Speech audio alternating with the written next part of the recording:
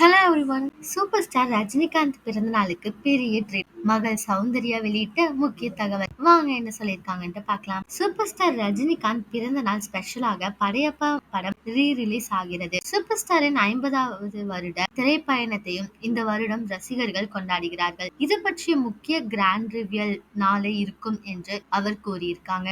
ரஜினி பிறந்தநாள் ஸ்பெஷலாக வரும் டிசம்பர் 12ஆம் தேதி படையப்பா படம் ரிலீஸ் ஆக இருக்கு. இதை கொண்டாடும் வகையில் தான் ஒரு முக்கிய அறிவிப்பை வெளியிட இருக்கிறார்களாம். அந்த கொண்டாட்டம் பிக்கர், பிரைட்டர் அண்ட் மறக்க முடியாத ஒன்றாக இருக்கும் அப்படின்னு சௌந்தர்யா தெரிவிச்சிருக்காங்க.